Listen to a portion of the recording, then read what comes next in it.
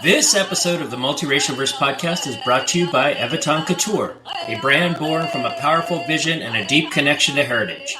Founded by Shinnecock brothers Jason Tech King and Wayon Moon Smith, Eviton represents resilience and pride. From handmade tie-dye to wellness-focused athletic wear, each piece is crafted with intention and positivity, smudged with sage for good vibes, and delivered to you with love. Join the Eviton family on their journey of empowerment and inspiration. Hit up Moon on Instagram at Eviton_KS. That is native spelled backwards _KS to view product and place an order. Eviton Couture. Feel the spirit of resilience in every stitch. Welcome to episode 23, part 2 with Jess Owens-Young. Let's pick up where we left off. Okay. So, yeah, I just loved playing soccer. It was just a sport that I felt that you could belong to a team, and it is a team effort, but there were opportunities for you to show your own creative self. Yeah. You know? Yeah. I don't know. It's just soccer being a global sport too. So the fact that I could play with people from all over the world, you know, even if we didn't speak the same language, like soccer is a language. Yeah. And I could still communicate with them, and we could play together, even though, you know, I might not speak Spanish and they might not speak English, for example. And so, like I said, I played for about 20 years. There came a point where my body was like, all right, we've done this a lot. It's time to do something else. And so, like I said, I put my cleats up, and I really was trying to find something to do. Yeah. And what degree did you end up with? Oh, so my degrees, I ended up doing a BA in political science. Oh, right on. I got a master's in health promotion management, which is like health education. Okay. And my PhD is in health policy and management. Wow. Yeah. So awesome. Very health related. Thank you. Yeah, very health. Fun story. When I went to undergrad, I went in with the idea that I wanted to be the next Condoleezza Rice. Yeah. And so I wanted to be Secretary of State and do all those things. Yeah. So I focused on international relations. I started taking Arabic classes. I took French for a really long time. But it wasn't until I went to a summer program at Princeton University the summer before my senior year.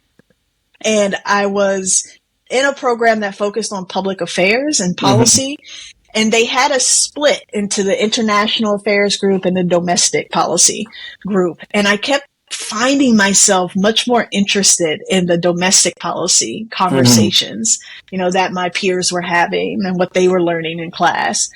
So when I got back to campus that fall, and I was just, you know, randomly looking at something on Google. I was supposed to go out that night. It was raining, and I was like, I'm not going out. And I was Googling something, and this master's program at American University popped up in health promotion, and I read it, and I was like, this sounds like what I want to do, and it resonated with me. And so that's how I made the switch from international relations to health focus. And what careers.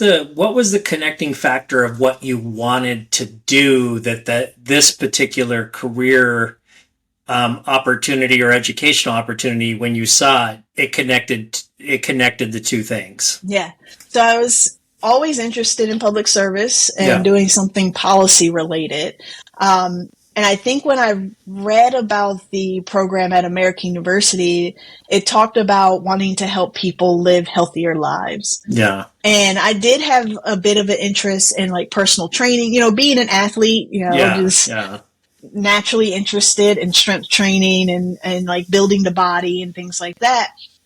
I thought that after graduation, I would want to do a little bit of personal training, you know, be a Black version of Jillian Michaels. Right? At that time, I know a lot better now. But at that time, I wanted to do those things. And so the program seemed like it would set me up to do those things. Yeah. And then what happened? You get the degree. Yeah, so I got my master's. I learned that I hated personal training. So I spent some time working as one, while I was going to school. What didn't you like about it? People complaining. That's why they pay you, though. I'm like, you paid me for a goal, but you don't want to do the work to achieve those. I don't like that dissonance, Yes, true. So that doesn't vibe well with my personality. I do wonder, though, like, where would I be now, or how much money would I be making if, I was able to ignore that, right? And just take people's money. So because I learned that, I also learned that I was much more interested in the policy side. So that you could design programs or initiatives or make policies that affect thousands or even millions of people at a time that can support their health. So I'm not having to work one-on-one or in small groups. I can make big changes all at once. So that's what happened there. And then that took you into PhD. So that's why I looked at health policy programs, and I ultimately chose the program at Johns Hopkins, and went there and had a wonderful time. Great mentor, made some lifelong friends there. And funny story is, I was the student in the hallway talking about that they would never be a professor, that they would never go into academia, because I saw how hard my professors were working, always putting in another grant, or another paper. They were always, I didn't see the balance, very well. And so I was like, I don't want to do that. And so I actually went into philanthropy for a couple of years after I got my degree. And I did some really cool work in a program called Campaign for Grade Level Reading, which was designed to support communities to ensure that every kid left the third grade reading on grade level. Oh, that's amazing. Yeah, I so really awesome. Enjoyed it. Yeah. And I only left because the unit that I was in was like being separated from the parent organization, and I wasn't sure what was going to happen. Yeah. So I was like, I like security. Let me go find something. And my mentor from my master's program, they started a new department called the Department of Health Studies, and they were recruiting. And so they encouraged me to apply. And so that's how I transitioned into being a professor, even though I said I didn't want to. Just to take a step back about about the college degrees that you got, the PhD, you talk about policy. Was there a particular stream of policy? Because I know that, health, sometimes people will be like, oh, you could focus on, clean drinking water, or things like maybe related to philanthropy, and food, like school lunches, or but you mentioned reading. Was that, what were the streams that made up this particular type of health program that people might not know about if they're interested in, like, oh, hey, I want to, be able to affect change, and there's actually jobs that, or there's education too that I can go get that speaks to these different things? Yeah, that's a great question. Yeah. For me, I focused on the social determinants of health. And so I am interested in all things health related, including like our environments, right? And like the clean drinking water, clean air, nutritious foods, all of that stuff, education as a determinant of health. And so my interests lie in how do our social conditions shape our opportunities for health, and also the health outcomes that we see. Okay. Yeah. That's awesome. So then you became a professor in this space. And where did you start to develop your passion for art again, or creativity? Tell us about how that popped up, or was it something that you were kind of dabbling in at one point, and then, tell us about that. Yeah, so once I stopped playing soccer, I was looking for something to do. And, I was always a doodler. I would draw on almost everything I could get my hands on. I played around with alcohol inks for a little while, and my wife was like, well, why don't you go into art? Yeah. And my mom also encouraged me to go back to art too, knowing, how important it was to me when I was little. Yeah. So why not? And so my wife told me about this art center in Columbia, Maryland, and I ended up taking an oil painting class there and a pen and ink, like sketching class there.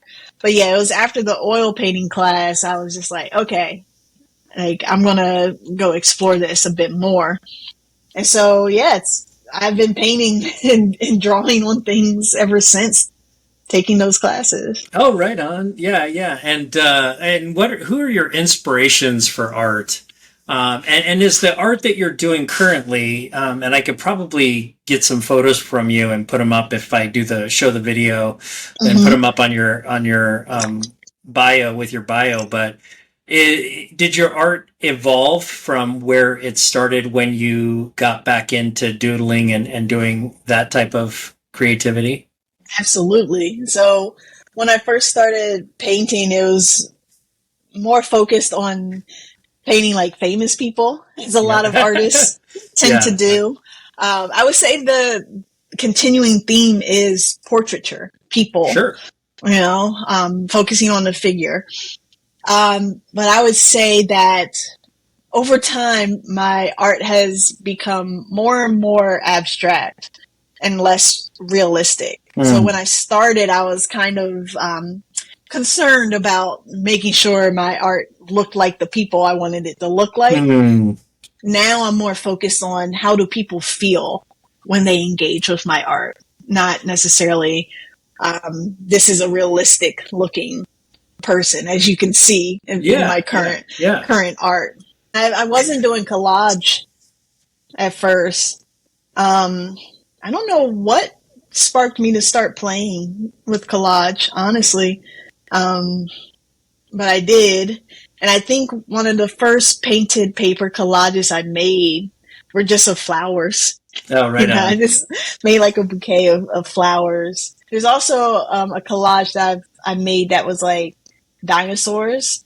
So I made a triceratops, which is one of my wife's favorite dinosaurs. So I made something for her. Oh, that's awesome. Yeah. What is your goal with your current study in art, as far as like the different types of characters? And I know you do have some that are based, which I really love, are the ones also that are based in the reality, like the black golf players and and the early baseball players. What are you exploring now, and what is kind of your goal? You said it's to create a feeling for individuals, and how do you feel like your art does that? So lately I've been thinking about what makes people feel like they belong in a space. So this idea of inclusion. Yeah. Right? So going beyond representation, like going beyond, I see someone that looks like me playing golf, for example, right? But do they feel that they belong on that golf course? And so I've been thinking about places that make us feel like we belong. And so that's why I started doing a series of the Oak Bluffs Golf Club figures. So it's not a real place, right? But it's a place that I would imagine. Oak Bluffs is a real place, but the golf club itself is a place that I imagine would exist in a place like Oak Bluffs that,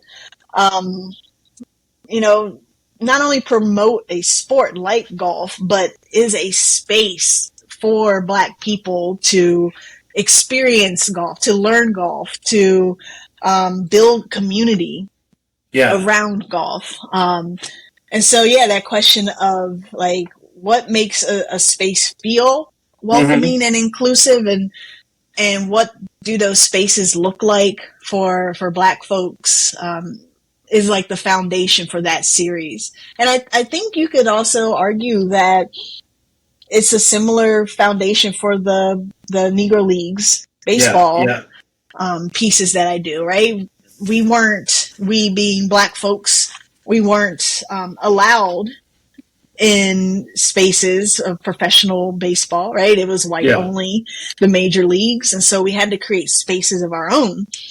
And so like the Negro Leagues is an example of creating that space that is rooted in real history. And then the golf club is what I imagine what that space would be like, for us. Yeah. And I'm going to explore that theme in other ways too, in other types of spaces. It's part of it is a piece I grabbed too, was the piece, the banned books pieces. For one, going to school to get my master's in creative writing, anytime I hear people trying to ban stuff, drives me absolutely nuts. But I just love the pieces that you did around that. Thank you. Yeah. Have you had, what kind of reactions have you had from other Black individuals towards your art? And what I think is, it just reminded me of what you were saying about your parents, how they showed you the gamut of Blackness, like, and if you look at a lot of pop culture, and a lot of Black culture was more recent Black culture was influenced by like hip hop and other things like that, more of like urban style arts.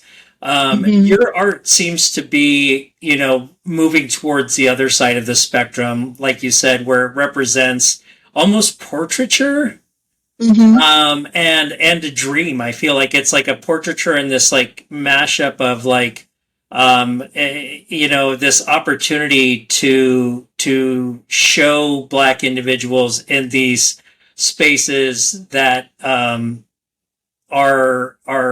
sometimes might be might be considered like a vulnerable position of like holding flowers or other things like that, And so have you had any reaction from individuals either way, like negative or positive? I mean, you probably had a lot of positive, but very little negative response. Which, I'm grateful to experience. Most folks say, oh, this looks like me, or this looks like my cousin, or like, this just makes me feel good. Especially the pieces with the flowers. We often only see Black people associated with flowers when someone has passed away. Right. And so to be able to see a figure just casually, holding flowers, you don't know if they just picked them from the side of the road, if they have their own flower garden, like they're just holding flowers. And, it shows that connection that we have to nature and our environment. I love them. They make me smile when I see them. They break a stereotype or a bias that I might have about Black art or others might have. And that's, I think that they're, we'll definitely share the links. People need to check your art out. Appreciate that. So you're married, and you and your wife, you're starting a family. What kind of, as we evolve as a human race, what are you hoping to be able to model for your child, your children, as far as maybe what being Black means, what being queer means, or just what being human means? The big thing that I want to model is authenticity. Is that we were all put here with a purpose, with a message to express. And I'm very big on self-expression. And so however you want to express yourself, I want it to be seen, as long as it's not harming anyone, right? but yeah, I'm big on expression, and that expressing yourself as a Black person. You know, we have a daughter here, so as a female, you know, as a little girl and eventually a woman, you know, as long as it's authentic. I don't want my daughter to feel like she has to fit into a particular box or behave in a particular way in order to be considered Black or female or whatever other identity she might carry. Yeah, that's awesome. I love that. Do you have any pieces that are like super meaningful to you? There is one of my earlier collages called Her Eyes Stay Watching God. That one is still in my own collection. That one. Because isn't that a title of an Audre Lorde book? It's Zora Neale Hurston. Zora Neale Hurston. Okay, that's right. Yeah. No worries. Their eyes were watching God. Yeah, so it's a play off of those words, but it's also, I twisted those words to reflect my own evolving relationship with God and my own spiritual journey too. So that one probably won't ever be sold. I have to actually get it framed. I haven't decided. Like, it's so special to me. Like, I'm just taking my time, and I made that a few years ago. I would have to say that that's the one that is like the most meaningful to me. All my art is meaningful to me. I'm not the one that, you know, just cranks out art just to make something. Every piece that I create, it has something in me, whether it's like an expression of my spiritual journey, or it reflects the sunflowers that I saw on our walk, you know, that day, or something like that. What's that inspiration look like in practice? It's random. Like, it just comes. And like, I often find myself, you know, like scurrying to draw something down, to write, if I don't have my notebook, to write in my phone or things like that. Like, I just see kids playing, for example, and that sparks something. I'm scrolling on Instagram and a phrase, like, it doesn't even have to be visual, right? It could be a phrase that sparks something. A student might say something in class, or they might wear a certain kind of outfit that, you know, really sparks something.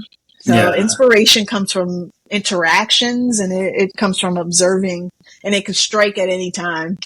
Yeah, that's it. Having written poetry and went to school for that stuff. Yeah, you can't explain it to anyone where you're like so taken by something that is like, I have to do this art, or I have to sit down and write this. Yeah. Do your students come to you to talk to you about personal things? And I'm not saying, you know, whether it's, you know, being queer or being Black or being a minority, a BIPOC individual. You create a safe space for them, then, it sounds like. Yeah, and I'm genuinely interested in my students because their journey shape how they learn, what they want to learn, the opportunities that they seek. And so the better that I know that student, the better I can support them. Yeah. Let's give the audience some more of your wisdom. What are a couple of questions you might have been asked by a student, and how did you respond to them? Well, one question had to do with like panicking about graduation and like not having a 5-year plan, you know, and I always tell my students, like, I had a 5-year plan and it looked nothing like my life does now, and it's actually better. You know, like, for instance, when I first met my wife, I was adamant about not having kids. Yeah, you know, I did not want to be a parent in that way. And over time, my thoughts evolved, my feelings evolved. And now I look at my daughter and I was like, how could I ever, like, not want to have her? You know, and so I tell my students, you can have a sense of where you're going, but don't panic if you don't know exactly what the next step will be. What's a good way for people to get in touch with that when they're at a crossroads? Like, what would you do for yourself when you were at a crossroads of maybe not knowing, what you wanted to do? It's actually a very timely question. So I am post tenure. So I got tenure in 23. Oh, and so congrats! Awesome. Thank you. Yeah. So I'm figuring out what I want to do with this stage of my career, and the last few weeks I've been talking with my wife and kind of in a panicky or like overwhelmed kind of way that I didn't know what I wanted to do next. Yeah. And so her advice to me is the same advice that I would give, because I have given it to her. I'm just not listening to myself. But she said the other day to, go back to the things that nourish you. And so for me, it's exercise. Yeah. It's meditation, and it's spending time with God. Yeah. And, those three things kind of went to the wayside a bit as I adjusted to, being a mother and parenting, and having, only 2 hours of sleep a night, adjusting to that. But that's what I would say. If you don't know, like, do the things that nourish you. Don't try to force something, right? And if you do the things that nourish you, you set the foundation to have clarity, to be able to see and feel what is meant for you. So, yeah. Is that saying that art's pulling you pretty strong away from professing, or? I don't know.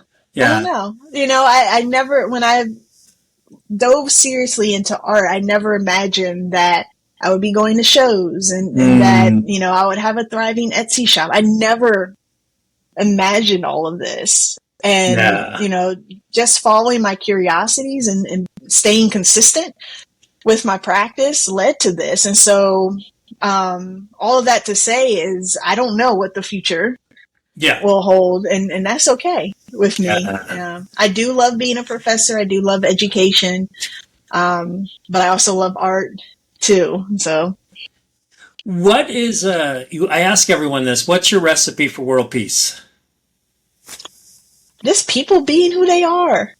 Like if people were allowed to be authentic, I think people would have peace within themselves and wouldn't feel the need to try to dominate or control or manipulate other people. Yeah. Yeah. Right on.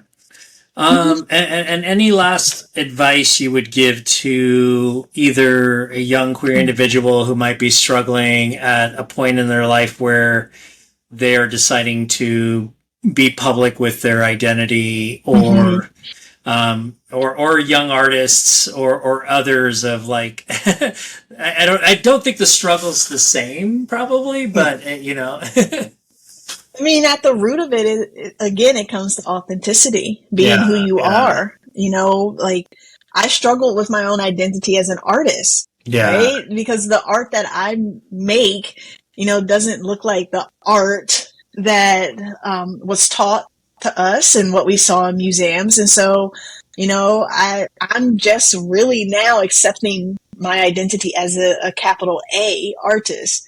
Awesome. And so I would give this piece of advice to folks who are trying to find their identity, whether, it's their sexual or gender identity, or is their identity in what they do and make, is to find community, lean into that community. And that community might only be like 3 people, and that's okay. And that community can help you lean into your authenticity and to see yourself as you truly are. I think that's the core of it. Yeah. And you did mention too, when you came out that your mom needed some time. What are some words of wisdom, whether it's somebody saying, hey, to their parents, because you had their similar struggles to people going, hey, I want to be an artist, and like we had the engineer set up for you. and I'm queer, and we thought you were going to be X. What would you tell that individual as far as how these other people that, like parents or family that are supposed to love them unconditionally may be acting in a way that doesn't feel like that, and in turn it makes that individual feel like, oh, I'm a bad person. So what would you say to those individuals to help them understand or get through those moments when they do come up? Yeah, so whether, it's your identity as an artist or again, sexual or gender identity, it's important to remember that people's responses or reactions to you or to who you are or who you're going to be is a reflection of their own thinking, their own experiences, and it's not a reflection of you or who you are or how valuable you are as a human. People have their own journeys that they have to work through and go through, just like we do, and coming to terms with who we are. So just remember, it's not personal. It's one of the 4 agreements. Yeah, right? I love that. I love that book. Yeah. So I do recommend that book. I recommend reading it, and then I'm about to reread it because the last time I read it, I was in a totally different space. Yeah, so you got to listen to it on audiobook too. That's what I'm going to do. The Peter Coyote reading is like meditation. So that's what I'm going to do. Awesome. Awesome. Where can people find you? What do you want to promote? And we'll share this stuff on our website too. So I'm on Instagram. My username is Truth of Strength, all one word. My wife gave me that username, and I thought about changing it to, just Jess Owens-Young or something like that. But my wife gave it to me, so I can't. I love it. Yeah, that's awesome. Change it. Also have a website, jessicaowensyoung.com. It needs to be updated. I'm working on it, and I'm on Etsy. So if you just Google Jess Owens-Young on Etsy, you'll be able to find that. And you could probably find it through the links in your Instagram too, right? Yep, I do have my Etsy shop linked and my website linked. And you just recently, I think, appeared in some form of a media article too. Yeah. Yeah, so you need to get that stuff up on your website. I know. And we'll get you this podcast up on your website. You got to start building that. I know. I do. I really do. Yeah.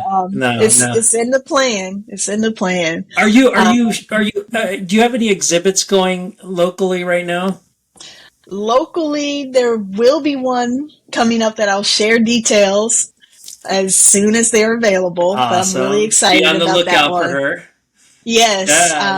And then there's one in Indianapolis that's coming up Labor Day weekend. I don't know when the podcast is coming out, but Labor Day weekend there's an art show called Butter.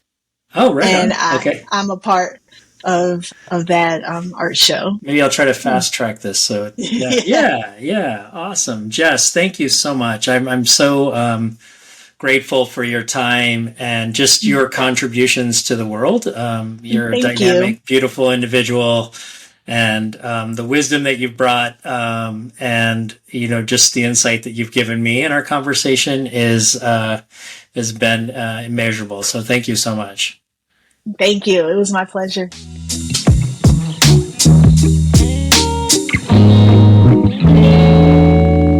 Thank you for joining us for the Multiracialverse podcast. My name is Antonio Fernandez. You can find this podcast on Apple Podcasts and Spotify. Huge shout out to my friend Johannes Skoda for mixing and creating the intro music, and DJ Kazam for the track.